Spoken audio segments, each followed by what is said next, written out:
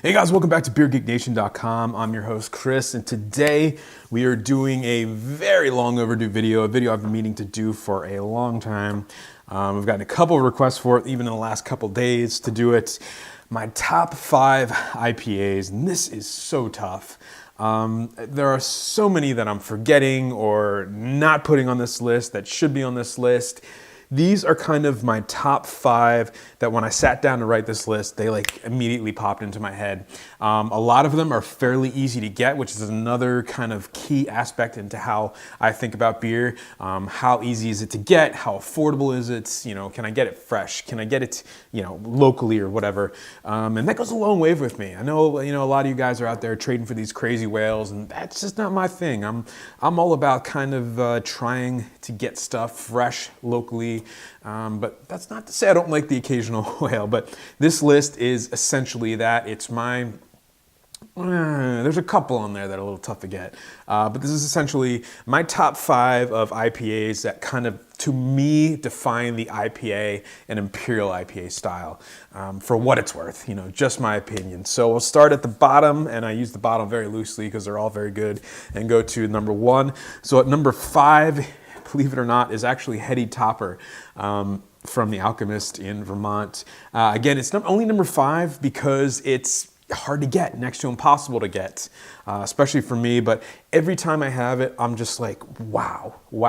It's such a different IPA. It's super tropical. The yeast they're using, it just adds just a little bit of sweetness to it. It's unfiltered. It's just an ugly beer, but it is absolutely fantastic. It's really kind of a breathtaking beer when you have it for the first time, and just about how hoppy of a beer it actually is. And it actually changed the kind of paradigm of what we think of an East Coast IPA. It's just a fantastic beer. It's a world-class beer, and it keeps getting better and better.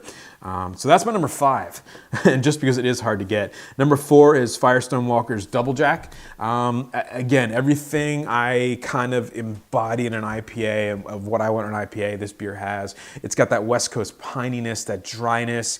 It's actually a higher ABV beer, but I believe it's like 9 or 10%. You don't taste that at all. It's got some tropical notes to it. It's just super fresh. But again, for me in central Pennsylvania, it's hard to get. I know about 2 hours east of me, an hour and a half east of me, they get it out in Philly. So hopefully it makes it out this way. But for me, Firestone Walker Double Jack, every time I have it, it reminds me how great it actually is. So that's number 4. Number 3 is Great Lakes Chillwave Double IPA, which is currently out right now. You can pick it up at Bresky Beverage if you're in central Pennsylvania. They still got cases of it on sale. It's just fantastic. It's unlike really any double IPA on the market. That honey malt adds a level of sweetness to it, but at the same time, it's kind of dry, super tropical. The mosaic hops just shining through, just absolute. I mean, it tastes like peach mango juice with like a nice dry malty finish. 9.4%, I believe. It's 9.3, 9.4, something like that.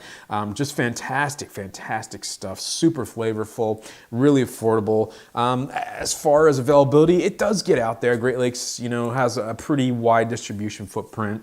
More so than I believe. Well, probably not as much as Firestone Walker, but definitely more than Heady Topper. So that's my number 3 is Great Lakes Chillwave. Number 2, Bell's Two Hearted IPA, an absolute staple for me. Really the IPA that kind of shifted my ideas of what an IPA could be. It added that tropical element. As you can probably tell, I'm a big tropical IPA guy. And that beer still holds up to this day. Every time I have it, I'm like, man, it's so good. It's so good fresh. They can it. It's very widely available, super affordable, and it's just good. For me, it's actually better than Hop Slam. I love a fresh two-hearted ale. It's just fantastic. It's one of the original IPAs that still can kind of compete with the current IPAs, and you can't say that about too many beers. So that's my number 2 is Bell's Two Hearted. And my number 1 beer, drum roll please. This is a tough one. Not really. My number 1 IPA, Stone Enjoy By series. Now I know there is some variation in these. Sometimes it's better than others, but at the end of the day, this is still a fantastic beer. Every time it's out, especially now that it's in 12-ounce bottles, I bought a whole case of the stuff. And every time I have it on draft, every time I open a new bottle, I'm just like, wow. wow, wow, wow. It just blows me away every time I have it.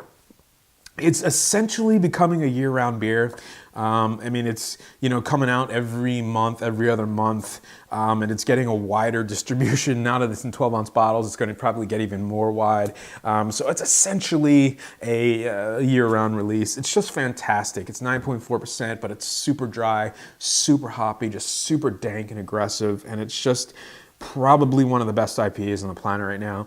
I'd be hard-pressed to find one that I could say, if it was like my last IPA, what would I probably have? It would probably be that one. If I could only drink one again, it'd probably be a Stone Enjoy By. And again, that's my top 5. So it's, what was it? Heady Topper, Double Jack, Chillwave, Two Hearted, and my number 1 is Stone Enjoy By. Of course, I'm leaving off, you know, Pliny would be in there. Founders Double Trouble would be in there. There's just all these ones that I could add into the list that are just, they're all on this playing field of the top 5. But for me, that's my top 5. What do you guys think? What are your top 5? Leave it in the comments section below. And remember, folks, life's too short. Drink amazing beers. Cheers.